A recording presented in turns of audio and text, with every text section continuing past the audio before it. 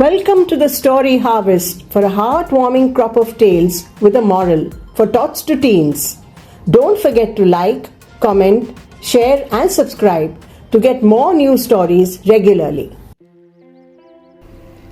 This story is inspired by true events. The school bag. The sky was overcast. It was a typical July day in the maximum city, Mumbai. The clouds looked ominous. Riya was getting ready for school, packing her lunchbox and books neatly in her backpack. She looked around to see if mother was watching and quickly zipped it up, sliding her arms in the straps behind her back. She lost her balance but steadied herself as she propped it on her frail little back. She slipped into her raincoat, carefully gliding it over her bag to shield it from the impending Mumbai downpour. Riya was in grade 3 and her school was within striking distance of her home. "Bye, Ma," she called out and walked out of the door. Her gait was wobbly as the bag was giving her a lopsided swag. She reached school in 10 minutes and managed to dodge the downpour, which unleashed its fury almost as soon as she set foot in the school. Mrs. Pandit, the class teacher of grade 3, watched the class assemble after prayers and passed a cursory glance at the students settling in. Her hawk eye did not miss their school bags. The rule was well defined: no heavy bags. The students were not allowed to carry bulky bags as the weight beyond the stipulated was injurious to the backbone and the children were of a tender age. "Children, today I am going to check the weight you are carrying, so keep your bags on your desks." Everyone obeyed quietly. Riya stiffened. She lifted her heavy school bag and placed it with a grunt on her table. The teacher walked through the rows and lifted every bag to check out the weight of each. Those children whose bags were slightly overweight were given a stern warning. It was Riya's turn now. The teacher looked at the bulky bag and her expression was slowly contorted into one of horror. "Riya," she exclaimed, "what on earth are you carrying to school? Rocks?" Riya looked downcast. She did not reply. The teacher sensed something was amiss. She decided to handle the child with care. Mrs. Pandit decided to let the headmistress handle the situation.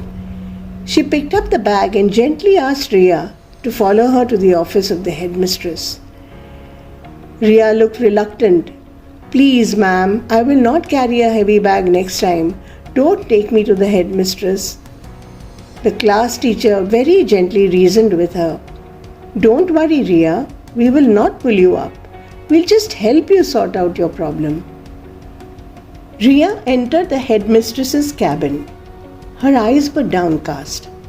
Mrs. Pandit apprised the headmistress of the situation and placed the oversized bag on the table before the lady.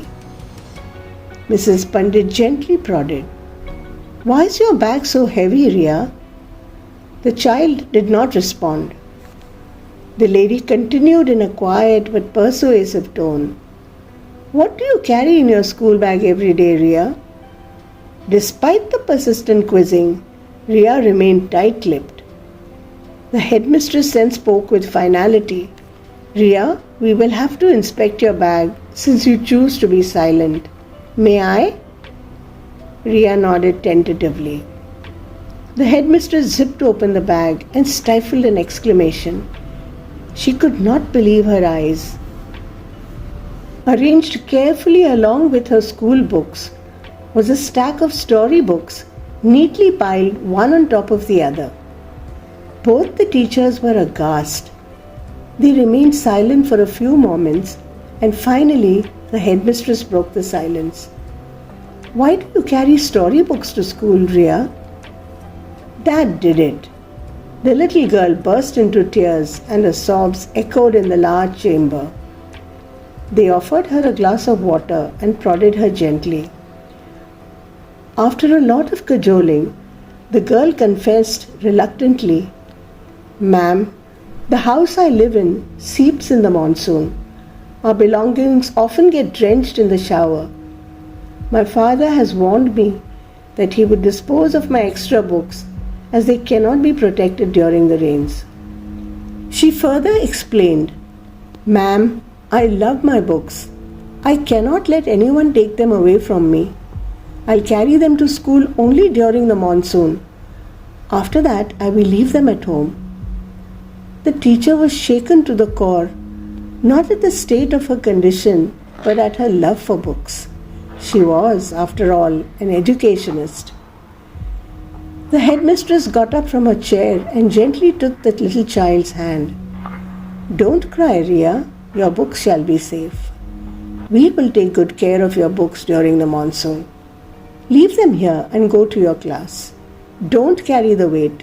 It will bend your back. We'll find a solution." Riya went back to her class, leaving her books on the large table and a load off her chest and her back. The school bell rang at the end of the day, and Riya was summoned to the headmistress's chamber.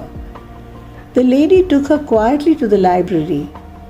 In a cupboard behind the glass panes, her precious books were arranged neatly, stacked and labeled with her name on each of them, finding a safe shelter in the monsoon months, tucked away in the safety of the most venerable nook in the institution, the school library.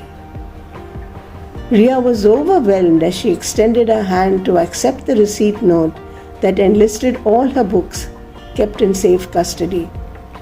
Riya thanked the headmistress and skipped away with a comfortably light school bag strapped on her slender shoulders. The headmistress watched the light-footed little girl with a faint smile. The institution she served believed in instilling and nurturing refined values in their students, and she had upheld these very values today. She wiped her misty glasses and walked towards the cabin, her head held high.